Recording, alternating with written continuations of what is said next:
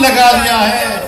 ہم حیران ہیں کہ ہم جب 14 اگست کو آزادی کا جشن مناتے ہیں، کیا واقعی ہم بحیثیت قوم کے آزاد قوم کہلانے کے حقدار بھی ہیں؟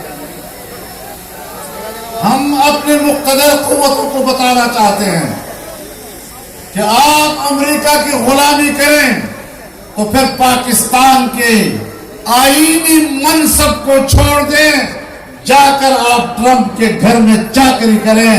آپ کا مسئلہ ہے، آپ کی وساطت سے قوم امریکہ کی غلامی قبول کرنے کے لیے تیار نہیں ہے۔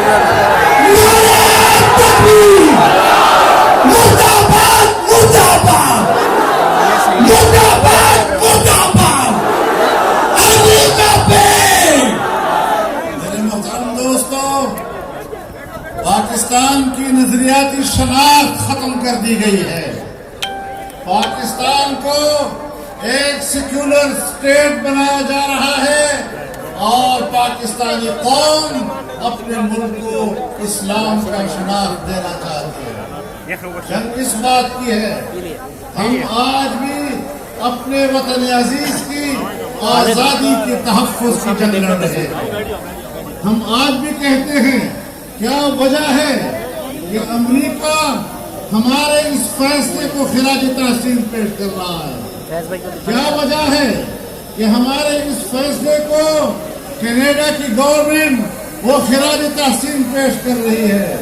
کیا وجہ ہے کہ بیلجیم کا صدر آج ٹویٹ کر رہا ہے، اس فیصلے کو خراج تحسین پیش کر رہا ہے؟ کیا وجہ ہے کہ آج ویٹیکن سٹی میں ایک پوپ وہ پاکستان کے ہائی کورٹ سپریم کورٹ کے فیصلے کو خراج تحسین پیش کر رہا ہے اور آسیہ کی بریت پر خوشی اور اطمینان کا اظہار کر رہا ہے؟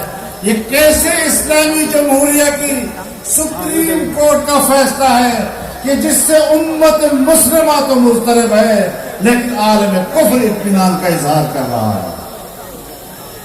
میرے محترم دوستو، آج آپ دیکھ رہے ہیں ٹیلی ویژن کے اوپر بھی بڑے اہم لوگ، یہاں تک ریٹائرڈ لیفٹیننٹ جنرل وہ ٹی وی پر آ کر لوگوں کو ترغیب دے رہے ہیں کہ اسرائیل کو تسلیم کر لینا چاہیے۔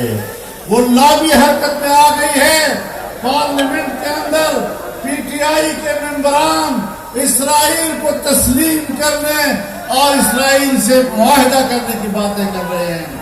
میرے محترم